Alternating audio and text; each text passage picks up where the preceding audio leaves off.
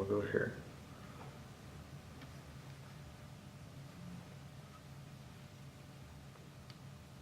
Lepo pozdravljeni.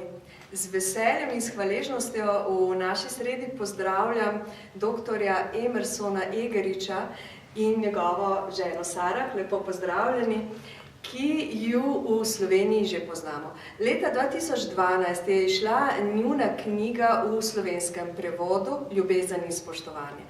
Tej knjigi so sledili številni seminarji, ki so mnogim ljudem, mnogim parom spremenili življenje. Danes pa nam predstavljata knjigo Mati in sin. To je gospodova druga knjiga v slovenskem prevodu in seveda predstavlja vse zagate tega zapletenega, a tako zelo pomembnega odnosa med mamo in sinom. Zato bo tudi moje prvo vprašanje. Gre za staro temo, ki ste jo seveda obravnavali že v prvi knjigi Ljubezen in spoštovanje, govori pa o povsem novem odnosu tokrat v tej knjigi. This is a familiar content, but now applied to a different relationship. Can you explain this? Well, I'm very excited about this book because mothers began to write me about how they were applying this message that we had shared with them about marriage in relationship to their husbands. And they thought, I bet this applies to my boy. Zelo navdušen sem nad tem, zaradi tega, ker mi je veliko mater pisalo z tem vprašanjem, na kakšen način naj spravijo v prakso to spoštovanje do njihovih sinov. Mothers long to emotionally connect with their sons. Matere se želijo emocionalno povezati s svojimi sinovi. But at age 4, the boy begins to change. Pri 4 letih pa se deček začne spreminjati. He begins to be all boy. Kar naenkrat postane cel fant. The precious little baby is changing. Ta mali cukrček se sedaj spreminja. The mother naturally wants to connect with him. In mati se povsem naravno želi povezati z njim. But boys are a little bit different than girls. Vendar so dečki drugačni od deklic. They don't open up as much and talk about what they're feeling. Ne odprejo se tako zlahka kakor deklice in ne radi govorijo o svojih čustvih. What I discovered is if mothers will introduce a few vocabulary words. In kar sem odkril je, če bi se matere naučile nekaj novih besed, boys tend to respond to that word and those words in a way that most mothers don't understand. Se dečki odzovejo kar naenkrat na te besede in večina mater tega sploh ne razume. Mothers love. Matere ljubijo. There's nobody better than a mother. Nihče ne ljubi bolje kakor mama. But I think we've lost sight of boys. Vendar smo zgubili ta pogled, fantovski pogled. And I'm bringing that focus back onto the radar screen. In ponovno prinašam nazaj ta pogled, katere so te fantovske potrebe. And mothers have written me to tell me when they introduced that vocabulary how the boys responded, and the book is about that. In matere so mi pisale in se odzvale na to, kako se njihovi sinovi sedaj drugače odzivajo kakor prej. In tu seveda nastopi vprašanje za gospo soproga, za Sara, kako ste vi doživljali pisanje vašega moža o tej tematiki, kako je na vas vplivalo in vpliva še danes to, kar je zapisano v tej knjigi. And how does this experience, the writing of the book, also apply to you? What was your experience as Emerson was writing this book in your own relationship with your boys? Well, it just confirmed to me To mi je samo potrdilo, that I would have been a better mother to sons had I learned this sooner. I wish that I had learned those vocabulary words. če bi se prej naučila teh besed in če bi prej to razumela, bi bila zagotovo boljša mati svojim sinovom. Because I have learned to use them and it has made a world of difference. Ker sem se naučila nekaj teh preprostih besed in to je naredilo veliko spremembo v našem odnosu.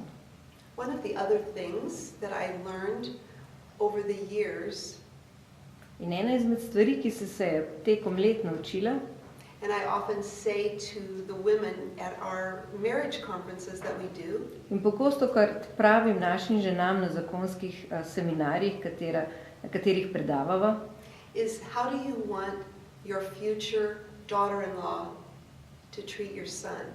že nam zastavim vprašanje, na kakšen način želite, da bi vaše bodoče snahe ravnale s vašimi sinovi. And after I've learned this, In ko sem se tega naučila, it was my motivation in treating my boys je with bila respect. to potem moja nova motivacija, da na spoštljiv način ravnam s svojimi sinovi. Zelo lahko je ravnati spoštljivo z našimi sinovi, ko si to zaslužijo. Kaj pa takrat, Sara, ko si tega ne zaslužijo? It's very easy to respectfully respect and honor our boys when they are good. How do you do that in the times when they don't deserve respect?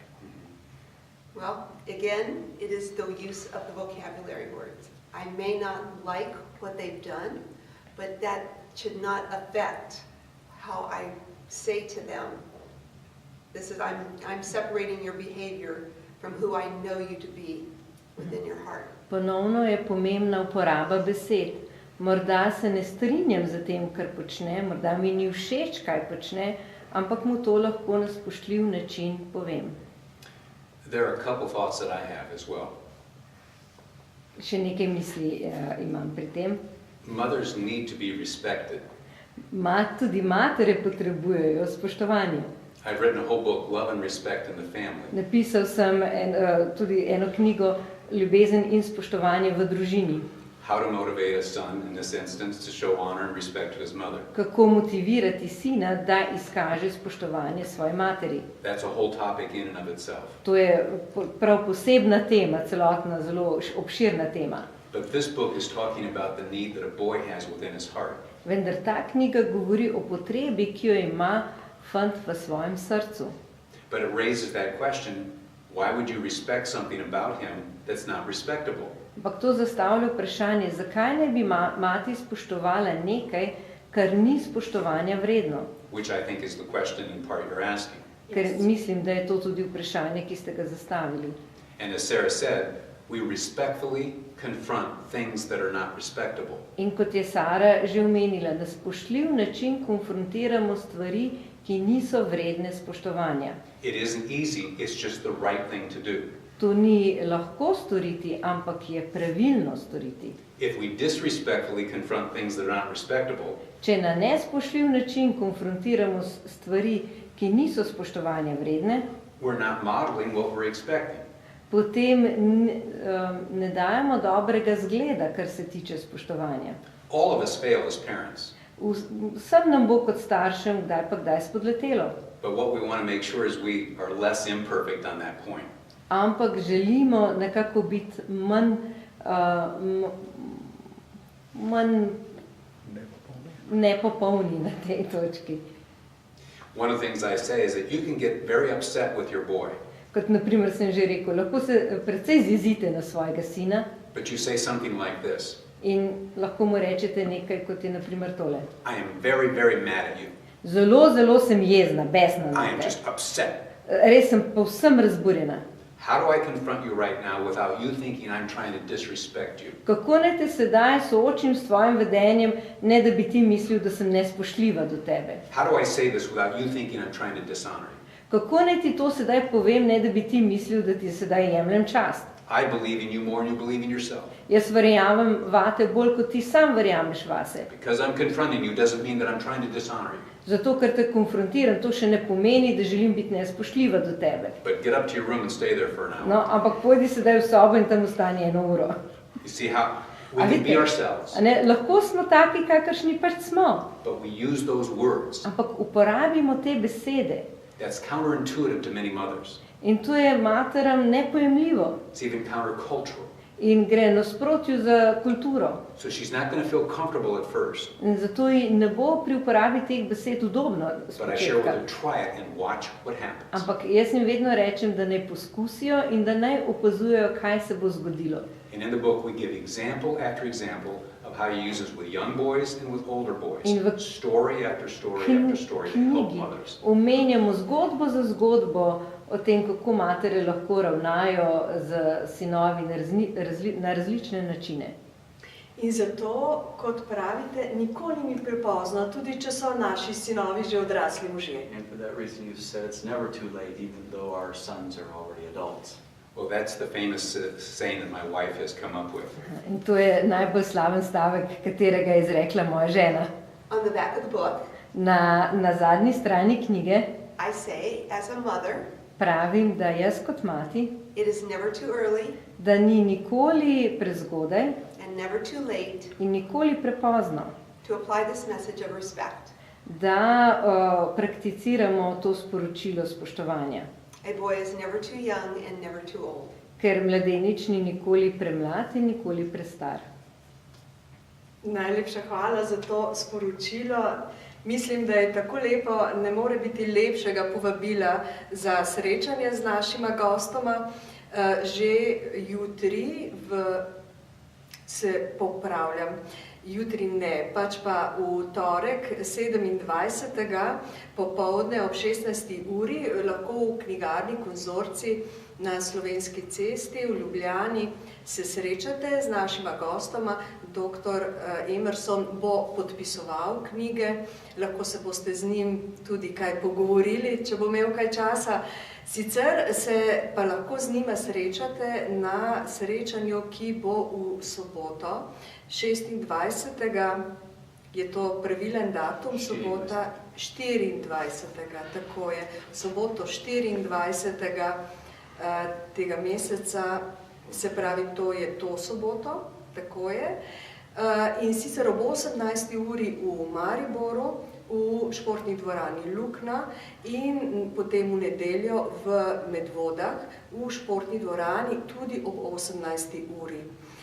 Srečanja se lahko seveda udeležite, veseli bomo, če bo šlo sporočilo spoštovanja v odnosih med materjo in sinom, med prijatelji, med zakonci v svet.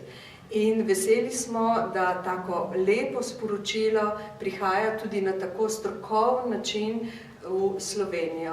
Najlepša hvala našima gostoma in se veselimo tudi v prihodnje srečanj z vama.